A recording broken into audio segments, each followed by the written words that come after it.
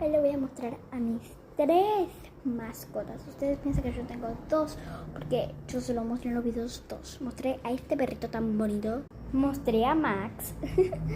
Ay, mi chiquitito. Mostré a mi gata Sol. Pero no mostré a una de ellas 2. Así que vamos a presentárselas. Vean, esta es mi gatita.